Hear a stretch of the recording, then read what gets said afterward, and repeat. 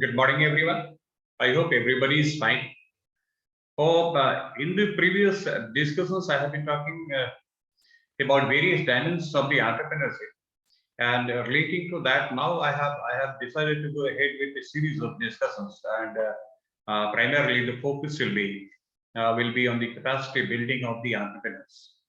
And each day the discussions will have different topics relating to that.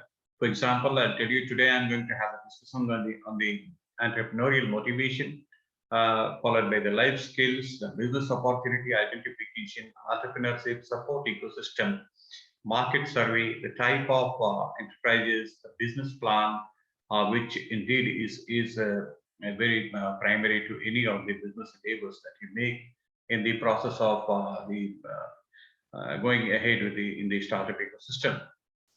Similarly, raising finance for the enterprise, entrepreneurial accounting and the taxation system, the digital marketing, the interface with successful entrepreneur, and so on and so forth. The incubation concept and the process, the regulatory compliances, the enterprise management, etc. So all these things will be within the ambit of my discussions that will be followed in the form of the series. The very first discussion we already have had in the last week, and today I'm going to go with the second topic.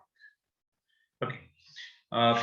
So today's topic is the entrepreneurial motivation, and as all of you know that motivation is one of the prerequisite for starting any venture and going ahead with the complexities associated with it in the nitty-gritties of any business target or the goal setting per se.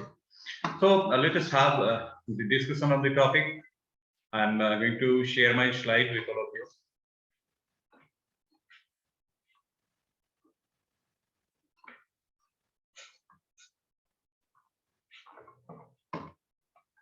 I hope you can see the slide.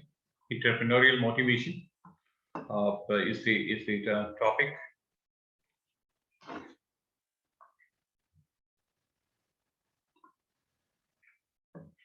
So as you can see, the punchline: entrepreneurship is living a few years of your life like most people don't, so that you can spend the rest of your life like most people cannot. So definitely, the more you sweat in the peace, the less you bleed in the war. That's the philosophy, even in case of the war. So entrepreneurial motivation is one of the prerequisites, because there will be multiple dimensions, multiple phases associated with any business dynamics. And if you have, decided to go ahead with the entrepreneurship, many challenges will come in the way, and your capacity to cope with all those challenges and coming out successfully will only define what your future perspective could be. So let us start with the basics of the entrepreneurial motivation. You see, there are many ways you can be part of the enterprise. Okay.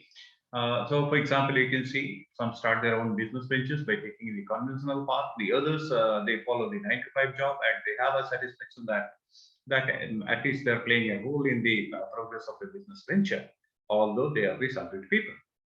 And then there are people who come up with the original ideas. They have out-of-the-box thinking, and though they do everything that usually goes off the normal time, no normal individual will be taking up.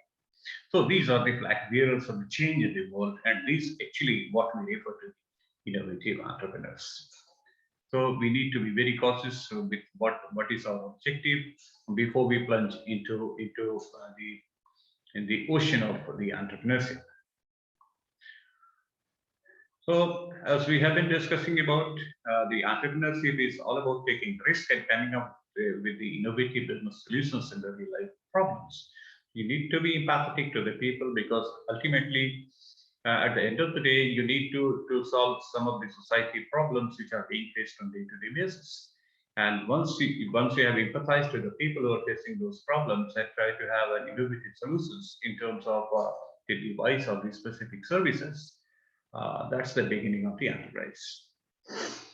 So you have to break the conventional molds of running a business venture. And this is going to change the industries for the better. So you as an entrepreneur, you are required to take the risk in turning your dreams into reality. So that's how it's the difference between just having a dream and converting the dream into reality. For example, you can see in the 2008, Tesla Motors launched its first electric car, which has changed the automobile industry since the launch. And what was unique in that? Because it was addressing a problem that was a point of concern for all over across the globe for the society. And that problem was environmental, pollution. So what it did, the top benefit it was the environmental friendliness. Because the problem of air pollution is a matter of debate for so long. And this electric cars, they offer a solution to this problem. So this is how the innovative entrepreneurs actually work. Now, what are the key attributes of an entrepreneur? You can see all these points, most of these points, but we need to reiterate every day to imbibe into our personality diagnosis. So risk taking, you must always think of it that no matter in which business you are, if you want to have expansion or the exponential growth, you must be a risk taking individual. Of course, it has to be a calculated risk. Then passion is what you drives everybody in the field of entrepreneurship. So what exactly the passion is? Passion is living to fulfill your dream, and irrespective of what is happening, morning, evening, day, night, whatever the situation may be, always in your mind, what always always exist is the objective of your entrepreneurial venture and the specific activities that you always keep on thinking to achieve. A hard work, of course, there is no substitute for the hard work. You need to continue with the hard work. Innovation again is a key attribute. It must be available in your mind and thought process. Out of the box thinking is one of the way to go for the innovation. And at the same time, you have to tackle a wide variety of issues, and therefore you need to be very organized. And for that, you need to have the managerial skills to be precise. So most of the businesses, most of the startups that start their ventures, they fail simply because of the lack of management or any issues with management. So you need to be careful about that. Okay, so let us talk about the motivation and entrepreneurship. You see, self-belief is crucial to motivation. So you may doubt everybody on the earth, including your PMC, MD, or whatever you call it. But this is one of the strongest requirement of any individual. Of course, it is true for everybody, but more true about the entrepreneurs. You need to have a self-belief that come what may, whatever objective I have set for myself, I will be able to complete it. Okay, so that will become the driving force for you to face the challenges head on.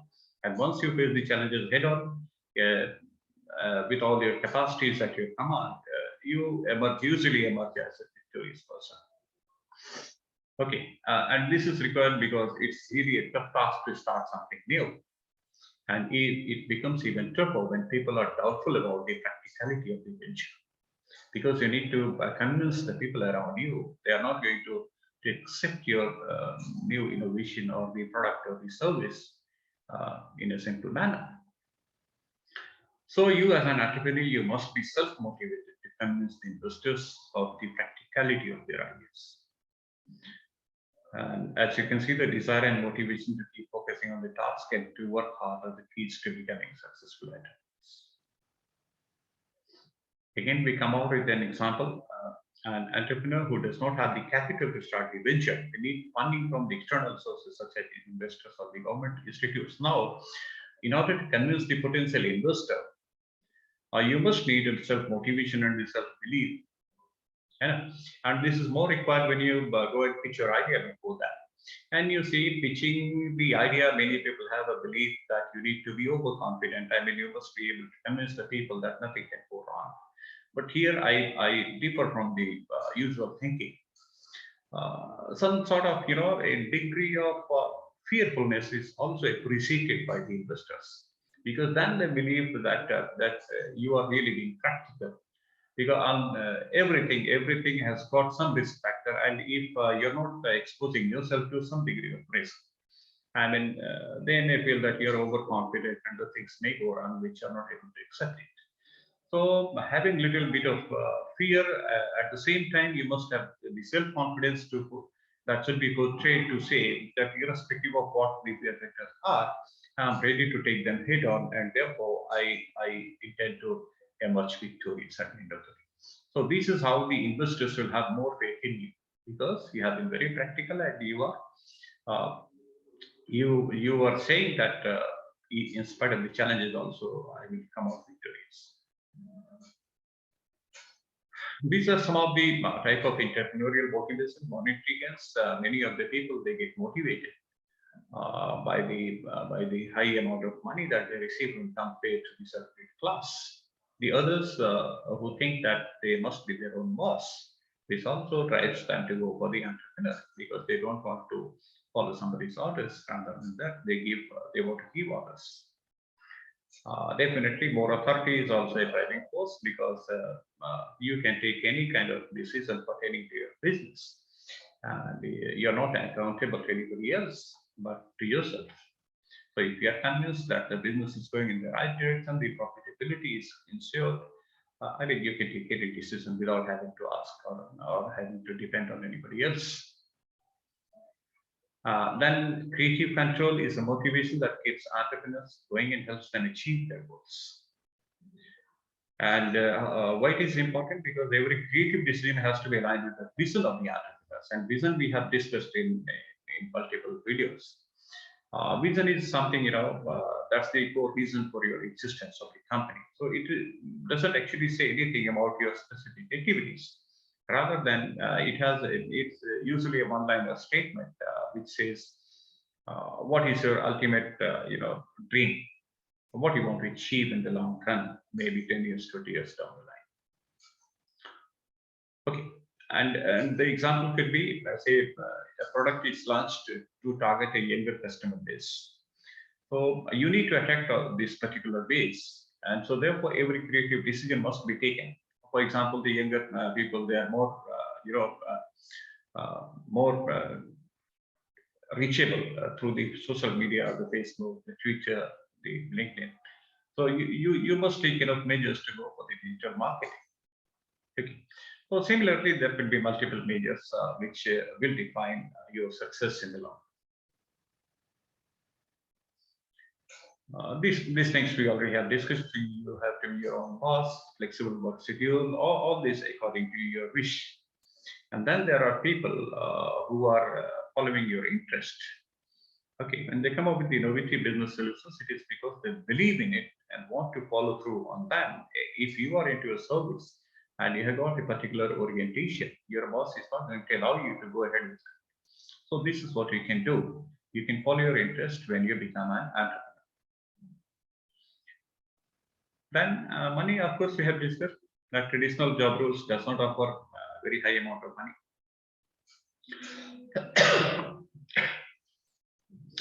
And one of the core objectives of the entrepreneurial venture is to identify the gaps in the market. So this gap could be the technological gap or even the quantity gap. So if you are aspiring to go with the already existing idea or the product, you have to find out what is the gap between demand and supply. So this could be also one of the prime, point while you consider for the entrepreneurship.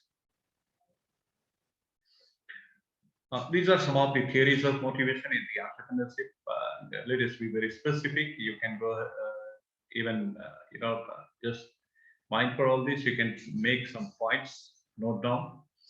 So Joseph Scumpter's innovation and all these theories, they are specifically for the motivation in the entrepreneurship. Because otherwise, we have a few more motivational theories to name them, like Abraham Maslow. We have the Hertzberg, we have the Pavlov. We are not discussing about the usual motivational, theories. We are just talking about the motivation in case of the entrepreneurs. So what the Joseph Scumpeter says, innovation is the market introduction of a technical or organizational novelty, not just its invention. So no matter what kind of innovation you are pursuing, it has to be fit in the market. So there should be some people who are going to accept it. They're going to transform the way they live because of the product or the service that you offer. So this computer, we believed innovation as a key factor in the economic development of the nation as well. Then the next theory is McClelland, the need for achievement. So usually, according to him, the entrepreneurs have two traits, and he introduced the idea of achievement orientation. So the entrepreneurs, they are achievement oriented. At the end of the day, what matters is the success, and all efforts are intended to achieve that success. And then there is intrinsic motivations, which also keeps you moving. It helps you achieve more without worrying about the money. So this is the McClelland theory. The next is H. Knight's theory of the profit. According to him, if the entrepreneurs are to bear the risk by taking decisions among uncertainty, they deserve the rewards profit made in return. So you might have heard already the famous quote, no risk, no gain, more risk, more gain. So why you are getting more profit in terms of the money? Because you are taking a lot of risk, which usually the salaried class people won't be taking. So the bottom line for the day is they are intrinsically motivated people. They believe in their ideas and they are passionate about implementing them. So therefore, they also act as a catalyst for change in the existing market, and they freeze for the better of new products or the services. And although the motivation may differ among the entrepreneurs, but one thing is common, that they all believe in providing innovative business services. And that's what is innovative entrepreneurship is all about. And out of the box thinking, as I told you, this is all about challenging the status quo. And you must have an inquisitive mindset in which you are always questioning what, how, what, why, when, where, and how. And this is going to give you a lot of scope for the out of the box thinking and coming out with the innovative ideas. Okay, so that's it. These are some of the key takeaways. If you want, you can have a note of this. Entrepreneurship is all about coming out with innovative business solutions to the real life problems. They are risk takers, they're passionate, they're intrinsically motivated. Some of them, they may not be motivated by financial motives or money profits. They might also be motivated by non-financial motives, like, for example, authority, creative control, even self-satisfaction for that matter. So these are some of the key takeaways. I hope you have enjoyed and you will imbibe some of the qualities which I believe all of you don't require to be preached about all this, but definitely I'm sure that if you are going to repeat all these things on a day-to-day basis, I think you can come out to be successful in your whatever you do. So that's it for the day. Hope you have enjoyed the videos. You can share, like, comment, and subscribe, and you can also advise me on some of the burning topics which could be of your interest. So these are my contact details. You may connect with me at any time, and I'll be more than happy to clarify your doubts. So that's it for the day. I hope we'll meet very soon with the next topic of significance, because I told you that with this I'm going to start a series of the capacity building topics to be discussed in times to come. So that's it. Okay.